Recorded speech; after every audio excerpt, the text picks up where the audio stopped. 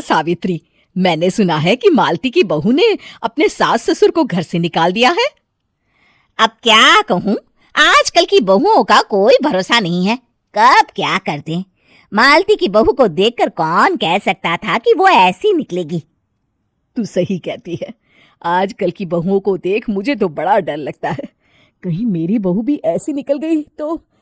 नहीं, मैं तो गांव की सीधी सादी लड़की से अपने बेटे की शादी करवाऊंगी। इस तरह एक दिन गायत्री अपने बेटे की शादी गांव में रहने वाली मीना नाम की लड़की से करवा देती है। ये लीजिए माँ जी, आपके लिए गर्मा गर्म नाश्ता और चाय। अरे वाह बहू, सच कह रही हूँ, जब से तू इस घर में आई है मुझे तो बड़ा आराम है। तेरे जैसी बहू तो किस्मत वालों को मिलती है। का माँ जी, अब इतनी भी तारीफ मत करिए ना। धीरे धीरे मीना गायत्री की चहेती बन जाती है और मीना भी गायत्री को कभी शिकायत का मौका नहीं देती थी।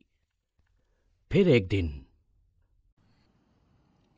ये ले बहू, आज मैं बाजार से तेरे लिए साड़ी लाई हूँ।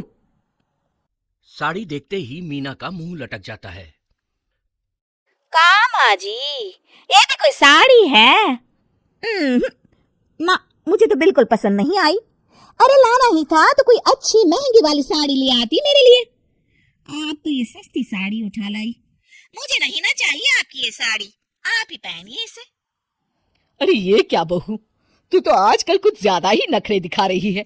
मैं इतने प्यार से तेरे लिए साड़ी लेकर आई हूँ और तू है कि उल्टा मुझे ही दो बातें सुना रही है। अरे माँ जी, आप अपने लिए तो बड़ी डिजाइनदार और महंगी महंगी साड़ियां खरीदती हैं और मेरे लिए ये सस्ती साड़ी ले आई। आप समझती हैं कि मैं गांव से आई हूँ इसलिए मुझे कुछ नहीं पता। हाँ, अरे कुछ नहीं, तुझे शहर की हवा लग गई है बहू। इस तरह दोनों सास बहू में रोज किसी न किसी बात पर लड़ाइयां शुरू हो जाती थीं। एक दिन गायत्री अपनी कुछ सहेलियों को अपने घर चाय पर बुलाती है। अरे बहू, मेरी सहेलियों के लिए बढ़िया चाय नाश्ता तो बना दे।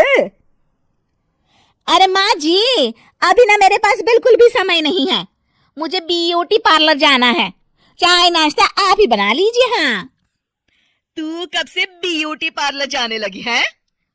शहर आए 2 दिन नहीं हुए और देखो महारानी के नखरे शुरू हो गए। बस भी करिए माँ जी, आपसे बहस करने के लिए मेरे पास ना बिल्कुल टाइम नहीं है। आपका क्या है, आप समझती हैं कि मैं गांव से आई हूं तो मुझे कुछ नहीं आता, और आप जो रोज रोज मुझसे मेहमान नवाजी करवाती रहती हैं नौकरानी की तरह। मीना के कमरे में जाते ही, अरे ये क्या गायत्री, तू तो अपनी बहू की बड़ी तारीफ कर रही थी, लेकिन यह तो तुझे कुछ समझती ही नहीं। भाई मुझे तो लग रहा था कि तेरी बहू गांव की है तो सीधी सादी होगी, लेकिन इसने तो शहरी बहुओं को भी मात कर दिया। हाँ।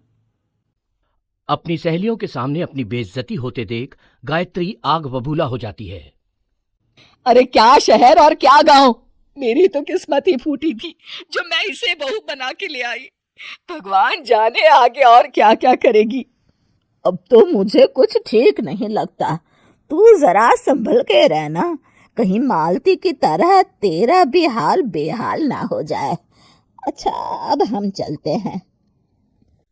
अपनी सहेली की बातें सुनकर गायत्री थोड़ी घबरा जाती है। अरे ये सुशीला क्या बोलकर चली गई, कहीं इसकी बात सच ना निकल जाए। दूसरी तरफ मीना सारी बातें सुन लेती है। अगले दिन से गायत्री अपनी बहू से कोई काम करवाने से पहले 10 बार सोचती थी। ज्यादातर काम वो खुद ही कर लेती थी। अचानक अपनी सास में आए इस बदलाव को देख मीना, लाइए ना माँ जी, मैं कर देती हूँ ना काम। एक बात पूछूं माँ जी, आजकल ना आप बड़ी चुप चुप सी रहती हैं और अब मुझसे झगड़ना तो दूर, मुझसे खुल के बात तक नहीं करती आप।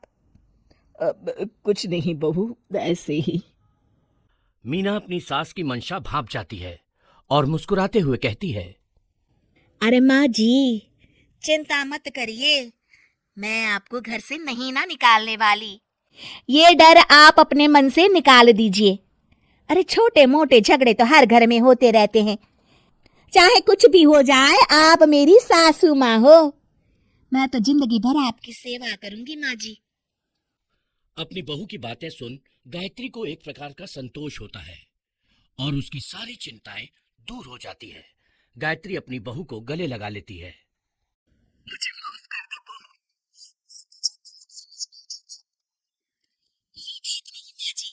ये ना घर घर की कहानी है। हाँ।